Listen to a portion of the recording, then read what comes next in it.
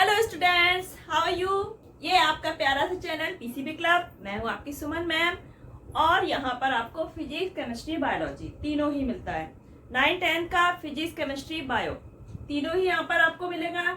इसलिए अभी आप इस चैनल को सब्सक्राइब करिए ताकि आपकी साइंस स्किप ना हो। तो हमारा 10th क्लास का चैप्टर चल रहा था न्यूट्रिशन, लाइफ प्रोसेसेस। ठीक, तो न्यूट्रिशन में हमने काफी बेसिक चीजें पढ़ी थी लास्ट वीडियो में। आज हम लोगों को पढ़ना है न्यूट्रिशन इन प्लांट्स। तो चलिए हम लोग शुरू करते हैं। न्यूट्रिशन इन प्लांट्स में अब एनर्जी की जरूरत देखो सभी को होती है, चाहे वो प्लांट्स हो, एनिमल्स हो या स्मॉल ऑर्गेनिज्म। लेकिन जो हमारे प्लांट्स होते हैं वो क्या करते हैं, अपना फूड सेल्फ से ही बनाते हैं। इसलिए हम प्लांट्स को क्या कहते हैं, ऑटोट्रॉफ्स। क्यों? क्योंकि वो अपना फूड खुद बनाते हैं, यानी कि उसमें न्यूट्रिशन कैसा हो गया, ऑटोट्रॉफिक।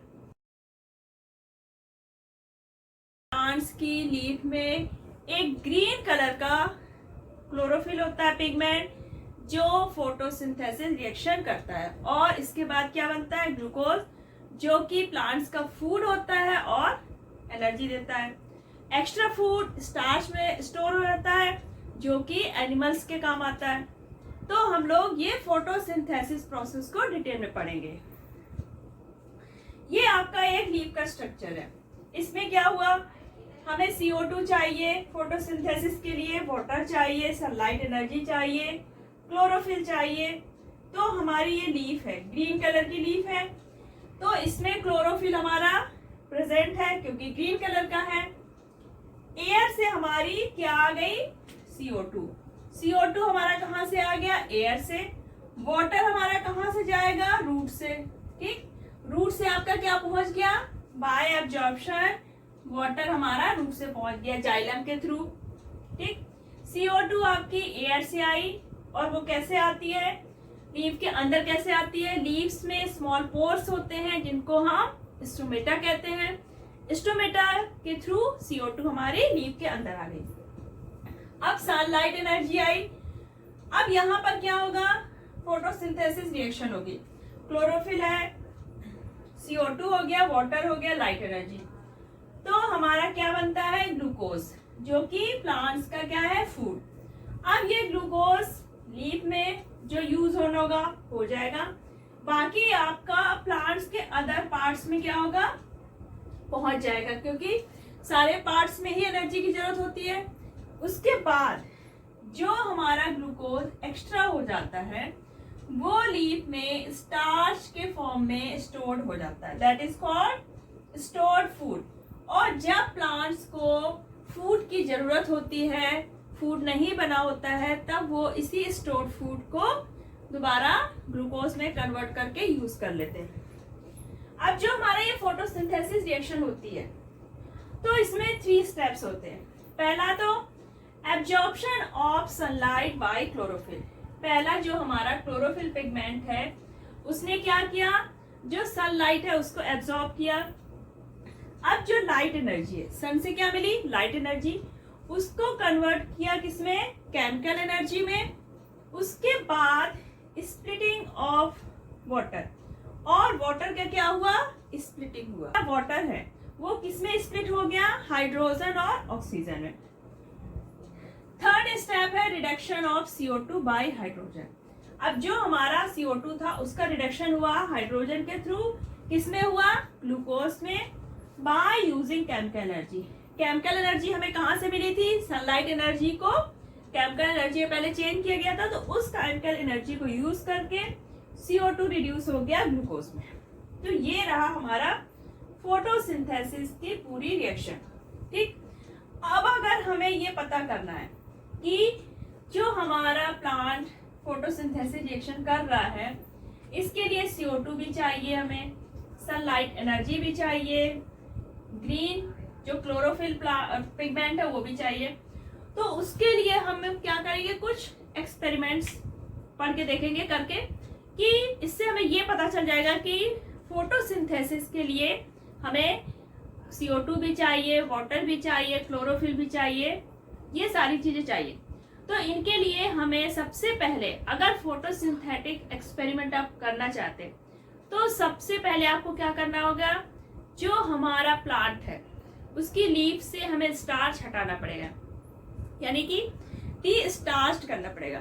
आपको पता है स्टार्च हमारा आयोडीन के साथ ब्लू कलर देता है। तो अगर हमें फोटोसिंथेटिक रिएक्शन करना है कि इसमें स्टार्च बन रहा है, तो पहले तो हमें क्या करना होगा, लीफ को डिस्टार्च करना होगा। इसके लिए हम क्या करेंगे, किसी भी प्लांट का जिसका हमें एक्सपेरिमेंट करना है, तो हम सबसे पहले उसको 3 डेज के लिए शेड में रखेंगे, बिल्कुल अंधेरे में, जहां पर बिल्कुल भी लाइट ना पहुंच पाए। 3 डेज के बाद हमारा प्लांट क्या हो जाएगा, जो लीव्स है उसकी क्या हो जाएगी, डिस्टार्च। अब वो हमारी जो लीफ है वो एक्सपेरिमेंट के लिए रेडी है। तो सब 4 कंडीशंस हैं जो कि फोटोसिंथेसिस के लिए जरूरी है। पहला आपका सनलाइट, क्लोरोफिल, CO2, वाटर। तो हम ये 4 कंडीशंस जो हमें चाहिए, तो इनको हम कैसे प्रूव कर सकते हैं कि ये हमारी फोटोसिंथेसिस के लिए जरूरी है। तो सनलाइट के लिए हम क्या एक्सपेरिमेंट करेंगे, आप एक प्लांट लीजिए, आपने एक प्लांट लिया, ठीक, इसको आपने पहले क्या किया, डी स्टार्च करने के लिए इसको क्या करना होगा, 3 डेज के लिए हम इसको शेड में रखेंगे। एक डार्क रूम में इसको हमने रख दिया, किसी पॉट में जो प्लांट लगा है उसको हमने 3 डेज के लिए कमरे बंद करके रख दिया, ताकि उसे बिल्कुल भी सनलाइट ना पहुंच सके। अब जब सनलाइट उसको नहीं मिली तो क्या हुआ, उसकी जो लीव्स होंगी वो सारी क्या हो गई है, डिस्टार्च। अब इस प्लांट्स को हमने 3 डेज के बाद एक्सपेरिमेंट के लिए यूज किया। अब हमने एक्सपेरिमेंट करना है, आपको जैसे ये लीफ है, ठीक, तो हमने इसका इतना पार्ट, इसको क्या किया, एल्यूमिनियम फॉइल से बिल्कुल कवर कर दिया। क्या किया हमने, इसको एल्यूमिनियम फॉइल से पूरा इस तरह से रैप किया पूरा, कि इसके इतने पार्ट में सनलाइट नहीं पड़नी चाहिए। अब हमने इसको 3 to 4 आवर्स के लिए सनलाइट में रखा, तो क्या होगा, जो बाकी प्लांट लीफ का पार्ट है, यहाँ पे क्या होगा, फोटोसिंथेसिस रिएक्शन हो रही है, लेकिन ये हमारा जो लीफ का पार्ट कवर कर रखा है, यहाँ पर सनलाइट क्या है, नहीं पड़ रही है। अब हम लीफ का एक्सपेरिमेंट करेंगे, क्योंकि हमें ये पता है कि अगर फोटोसिंथेसिस रिएक्शन हुई है तो स्टार्च बना होगा, और स्टार्च हमारा आयोडीन के साथ ब्लू कलर देता है। लेकिन इस एक्सपेरिमेंट से करने से पहले हमें इसका क्लोरोफिल पिगमेंट हटाना होगा। क्यों, क्योंकि ये जब ब्लू कलर आता है आयोडीन के साथ तो उसमें प्रॉब्लम होती है, हमें कलर डायग्नोस करने है। तो इसका हमें क्लोरोफिल क्या करना होगा, रिमूव करना होगा। तो इसको हम क्या करेंगे, इसको वार्म करेंगे अल्कोहल के साथ। लीफ को क्या करेंगे, हम अल्कोहल के साथ वार्म करेंगे। डायरेक्ट कभी भी अल्कोहल हम वार्म नहीं करेंगे, क्योंकि ये काफी कंबस्टिबल होता है, इसलिए हम क्या करेंगे, ऐसे वाटर लेंगे, इसको हम हीट करेंगे और इसके ऊपर ऐसे अल्कोहल होगा अलग बीकर में, और यहाँ पे हमारी लीफ होगी, ठीक। तो हमारी लीफ क्या हो जाएगी, डिकलराइज्ड हो जाएगी, पूरा आपका क्लोरोफिल अल्कोहल सोल्यूशन में आ जाएगा, और हमारी लीफ कैसी हो जाएगी, कलरलेस, ठीक। यानी कि इससे हमने क्या किया, क्लोरोफिल हटा दिया। अब इसमें हमने आयोडीन सॉल्यूशन डाला, ड्रॉप वाइज डाला, तो हमारी लीफ कैसी हो जाएगी, ब्लू कलर की हो जाएगी। लेकिन कहां पर, सिर्फ इतने पार्ट पे जहां पर फोटोसिंथेसिस रिएक्शन हुई है, जो पार्ट हमारा ओपन था जिसपे सनलाइट पड़ रही थी, जो हमारा ये पार्ट है, तो ये पार्ट हमारा ऐसे व्हाइट रहेगा, और बाकी आपका पार्ट क्या हो जाएगा, ब्लू कलर का हो जाएगा। क्योंकि यहाँ पे क्या था, स्टार्च था, और स्टार्च हमारा आयोडीन के साथ क्या देता है, ब्लू कलर। तो स्टार्च प्लस आयोडीन सॉल्यूशन क्या दिया इसने, ब्लू कलर। तो इस एक्सपेरिमेंट से हमें ये पता चल जाएगा कि सनलाइट फोटोसिंथेसिस के लिए जरूरी है। अब अगर हमें क्लोरोफिल का एक्सपेरिमेंट दिखाना है कि क्लोरोफिल चाहिए हमें फोटोसिंथेसिस के लिए, तो आपको क्या करना है, एक ऐसी लीफ लेना है जिसमें आपने देखा होगा थोड़ा पार्ट कैसा होता है, व्हाइट होता है, पूरी लीफ ग्रीन नहीं होती, बीच बीच में व्हाइट पोर्शन होता है और बाकी लीफ ग्रीन होती है। उस लीफ को हम लोग कहते हैं वेरीगेटेड लीफ। तो आपको इस लीफ का एक्सपेरिमेंट करना है। इससे क्या होगा, जो आपका व्हाइट पार्ट है वहां पे क्या होगा, क्लोरोफिल नहीं होगा। तो जो फोटोसिंथेसिस के बाद स्टार्च बनेगा वो आपका जो ग्रीन पार्ट होगा लीफ का, सिर्फ उतने ही पोर्शन में, तो ग्रीन पार्ट है सिर्फ उतने ही पोर्शन में आपका क्या बना होगा, स्टार्च। जो व्हाइट पार्ट होगा वहां पर स्टार्च नहीं बना होगा। तो आयोडीन सॉल्यूशन के साथ, तो जो पार्ट हमारा ग्रीन होता है, लेकिन उससे पहले भी हमें क्या करना होगा, जो आपका क्लोरोफिल है उसको हटाना होगा। तो हमने वेरीगेटेड लीफ ली, सनलाइट में फोटोसिंथेसिस कराया, लेकिन इससे पहले आपको क्या करना होगा, कोई भी एक्सपेरिमेंट करेंगे सबसे पहले हमें डी स्टार्च करना होगा। तो आप वेरीगेटेड लीफ लेंगे, उसको पहले डी स्टार्च करेंगे, 3 दिन के बाद उसमें फिर 3 to 4 आवर के लिए हमने सनलाइट पर उसको रखा। उसके बाद क्या हुआ, उसमें कुछ ना कुछ स्टार्च बना होगा क्योंकि फोटोसिंथेसिस रिएक्शन हुई। अब हमें क्या करना होगा, उसको डीकलराइज करना होगा, यानी हीमोग्लोबिन हटाना होगा। देन हम आयोडीन के साथ टेस्टिंग करेंगे। तो जो हमारा ग्रीन पार्ट था, जहां पर ग्रीन पार्ट था जो पहले हमने लीफ देखी थी, अभी तो हमारी क्या है, डीकलराइज है। तो जो हमारा ग्रीन पार्ट था सिर्फ वहां पर ब्लू कलर आएगा, यानी कि सिर्फ उतने ही पार्ट में स्टार्च हमारा बना है। अगर अब हमें ये एक्सपेरिमेंट करना है कि हमारा CO2 फोटोसिंथेसिस के लिए जरूरी है, तो इसके लिए हमें क्या करना होगा, इसके लिए हमें करना है, हमने डी स्टार्च प्लांट ही लिया है, ये लीफ ली, इसका हमने जो लीफ का आधा पोर्शन है इसको हमने एक जो KOH का सॉल्यूशन है, ठीक, KOH का सॉल्यूशन है, इसमें आपने लीफ का इतना पोर्शन इस जार के अंदर बंद कर दिया। तो जो हमारा KOH होता है ये क्या करता है, CO2 को एब्जॉर्ब कर लेता है। तो इतने पार्ट में जो लीफ है इसको CO2 नहीं मिलेगा, क्योंकि यहाँ पे जो भी CO2 होगी वो KOH सॉल्यूशन में चली जाएगी। तो इसको फोटोसिंथेसिस प्रोसेस के लिए CO2 नहीं मिलेगी। बाकी जो लीफ का पार्ट है ये जार से क्या है, बाहर है, इसको CO2 मिल रही है। तो यहाँ पे हमारा क्या होगा, स्टार्च फॉर्मेशन होगा और यहाँ पर नहीं होगा। अब फोटोसिंथेसिस प्रोसेस होने के बाद 3 to 4 आवर जब हमने इसको सनलाइट में रख दिया, फोटोसिंथेसिस हो गई। उसके बाद जब हम इस लीफ का टेस्ट करेंगे आयोडीन सॉल्यूशन से करेंगे, उसके पहले हमें क्लोरोफिल हटाना होगा, सेम वही प्रोसेस।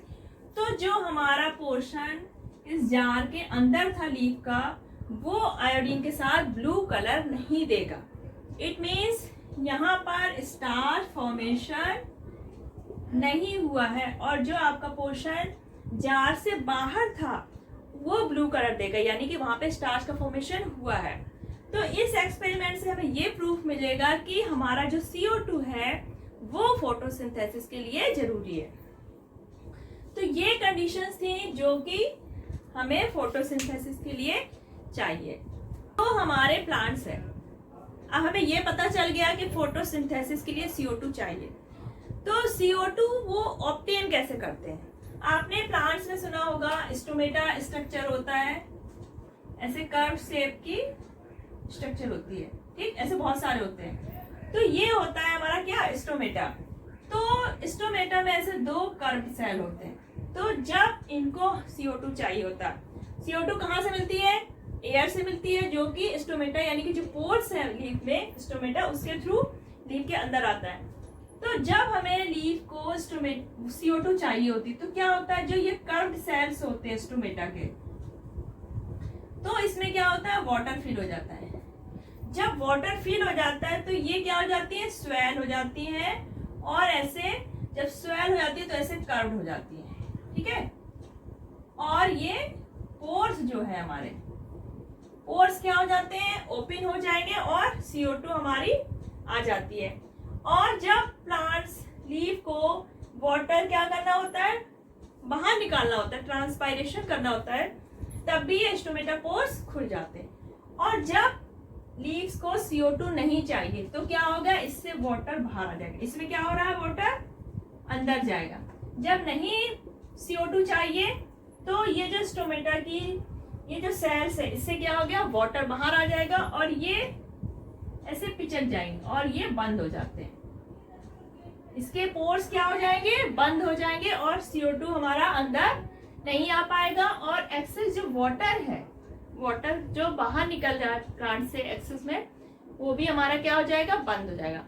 जो आपकी ब्रॉड लीव्स होती हैं, ठीक, तो उसमें क्या होता है, इसका जो लोअर सरफेस होता है उसमें स्टोमेटा होते हैं, लेकिन जो आपकी नैरो लीव्स हैं, इसके दोनों ही साइड, अपर साइड और लोअर साइड, दोनों ही साइड स्टोमेटा प्रेजेंट होते हैं। और जो हमारे एक्वेटिक प्लांट्स होते हैं वो CO2 कहाँ से लेते हैं, जो वाटर में सॉल्यूबल CO2 होती है उसको वो एब्जॉर्ब करते हैं। अब हमारा नेक्स्ट पॉइंट है कि जो प्लांट्स है हमारे, वो वाटर कहाँ से लेते हैं, वाटर एंड मिनरल्स, क्योंकि फोटोसिंथेसिस के लिए क्या चाहिए, वाटर भी चाहिए और मिनरल्स भी चाहिए प्लांट्स को, जो कि उसके अदर ग्रोथ के लिए जरूरी होता है। तो प्लांट्स में क्या रूट्स होते हैं, रूट से क्या होता है, वाटर का एब्जॉर्प्शन होता है, जो कि जाइलम के थ्रू कहाँ पहुंच जाता है, प्लांट्स में। तो जाइलम के थ्रू हमारा वाटर ऊपर पहुंच गया और जो मिनरल्स होते हैं वो भी वाटर के साथ ही आते हैं और अलग अलग सॉल्ट्स के फॉर्म में आते हैं। जैसे हमारा नाइट्रोजन है, तो नाइट्रोजन हमारा किस लिए जरूरी होता है, प्रोटीन सिंथेसिस के लिए। तो ये आपका नाइट्रेट्स के फॉर्म में सॉइल से लेते हैं बाय एब्जॉर्प्शन। किससे लेंगे, सॉइल से बाय एब्जॉर्प्शन। वाटर तो हमारा जाइलम जो वेसल्स है उसके थ्रू पेड़ में ऊपर पहुंच गया, और जो इसको मिनरल्स चाहिए, नाइट्रोजन है, फास्फोरस है, मैग्नीशियम, आयरन, जो कि बॉडी बिल्डिंग के लिए इसको जरूरी है, मेंटेनेंस के लिए। तो नाइट्रोजन हमारा क्या होता है, बहुत सारे बैक्टीरियाज होते हैं जो कि सॉइल में, जो कि नाइट्रेट्स का फॉर्मेशन करते हैं, तो ये सॉइल से एब्जॉर्ब हो जाता है नाइट्रेट्स के फॉर्म में। और नाइट्रोजन हमारा प्रोटीन्स का क्या है, बिल्डिंग ब्लॉक्स है, मतलब नाइट्रोजन जरूरी है प्रोटीन बनाने में। फास्फोरस, मैग्नीशियम, आयरन, तो ये सारे हमारे प्लांट्स को चाहिए, जो कि एब्जॉर्प्शन के थ्रू मिल जाते हैं। अब हमारा आता है जो हमारा क्लोरोफिल है। क्लोरोफिल का स्ट्रक्चर हम लोग समझेंगे, जो कि मेन यूनिट है हमारी फोटोसिंथेसिस की। इसमें हमारा जो फोटोसिंथेसिस यूनिट है, फोटोसिंथेटिक यूनिट क्या है, क्लोरोफिल। तो हम लोग ये लीफ में पूरा स्ट्रक्चर देखेंगे कि हमारे जो क्लोरोफिल है, क्लोरोप्लास्ट है, ये कहाँ पर है और कैसे फोटोसिंथेसिस होता है। तो ये आपका देखिए लीफ का स्ट्रक्चर है। अपर पार्ट क्या है आपका, क्यूटिकल, जो कि एक वैक्सी कोटिंग होती है, जो कि लीव्स को क्या करती है, प्रोटेक्ट करती है। उसके बाद आता है आपका अपर एपिडर्मिस और नीचे है आपका लोअर एपिडर्मिस। अपर एपिडर्मिस के बाद आता है जो बीच का पोर्शन है, that is mesophyll. Mesophyll leaves का वो पार्ट है जहां पर हमारे क्लोरोप्लास्ट होते हैं। सबसे ज्यादा क्लोरोप्लास्ट हमारे कहाँ होंगे, लीफ के मीसोफिल पार्ट में। तो ये रहा आपका पैलिसेड लेयर, जहां पर बहुत सारे क्लोरोप्लास्ट ये आपके प्रेजेंट है। ये हो गई आपकी पैलिसेड लेयर। इसके बाद आपके ये स्पंजी लेयर्स है, जहां पे एयर स्पेस भी है। तो जो हमारा CO2 आता है, तो वो स्पंजी लेयर से एब्जॉर्ब होके कहाँ पे पहुंच जाता है, आपका क्लोरोप्लास्ट में पहुंच जाएगा। वाटर आएगा जाइलम के थ्रू, वो भी एब्जॉर्प्शन के बाद आपका मीसोफिल लेयर से होता हुआ पहुंच जाएगा क्लोरोप्लास्ट।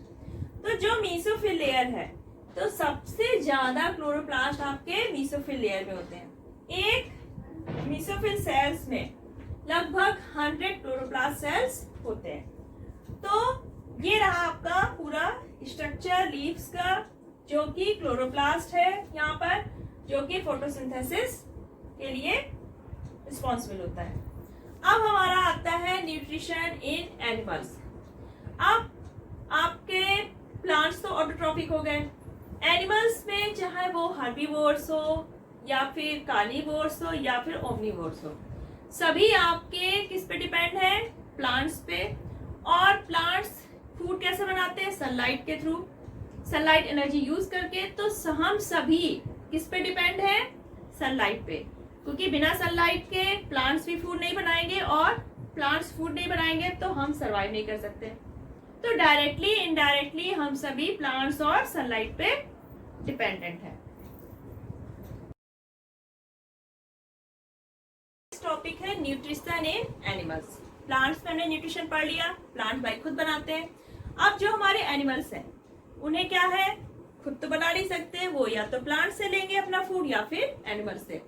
जैसे बहुत सारे एनिमल्स होते हैं जो प्लांट्स पे डिपेंड करते हैं, जैसे हमें है ह्यूमंस, प्लांट से ही फूड मिलता है हमें, जैसे आपके वीट्स हैं, grains, rice, pulses, fruits, vegetables. कुछ हम एनिमल से भी फूड लेते हैं, जैसे आपका कुछ बर्ड्स हो गई, मीट वगैरह, फिश वगैरह। तो ऐसे जैसे इंसेक्ट हो गए, वो अपने से छोटे इंसेक्ट को खाएंगे। जो बर्ड्स हैं वो ग्रेन्स भी खाते हैं, इंसेक्ट्स भी खाते हैं। बिग फिशेस आपके स्मॉल फिशेस खाती हैं। तो एनिमल्स अपना फूड प्लांट्स और एनिमल दोनों से ही लेते हैं। कुछ ऐसे प्लांट्स हैं जो कि अपना फूड नहीं बना पाते, तो वो एनिमल से भी अपना फूड लेते हैं। जैसे आपका पिचर प्लांट और फ्लाई ट्रैप, ये ऐसे प्लांट्स हैं जो कि एनिमल्स को अपना फूड बनाते हैं। ईस्ट है जो कि अपना फूड नहीं बना पाता है प्लांट, तो ये भी अपना प्लांट और एनिमल से फूड लेता है। अब जो हमारे एनिमल्स का न्यूट्रिशन है, तो न्यूट्रिशन प्लांट से हो रहा है या एनिमल से, उसके बेस पे 3 टाइप्स के होते हैं।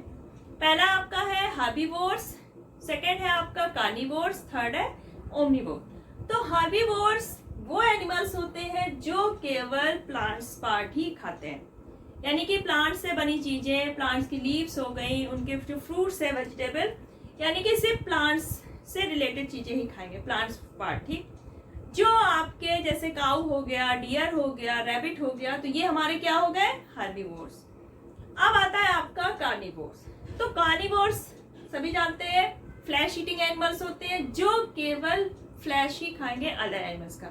उन्हें प्लांट से कोई मतलब नहीं, वो सिर्फ क्या खाएंगे, मीट खाएंगे, फ्लैश ऑफ अदर एनिमल। जैसे आपका लॉयन हो गया, टाइगर हो गया, तो ये आपके हो गए कार्निवोर्स। अब आता है आपका ओमनिवोर्स। ओमनिवोर्स क्या होते हैं, ये हर्बीवोर्स और कार्निवोर्स के कॉम्बिनेशन, यानी कि ये प्लांट्स वाला पार्ट भी खाएंगे और फ्लैश वगैरह भी खा लेते हैं एनिमल्स का।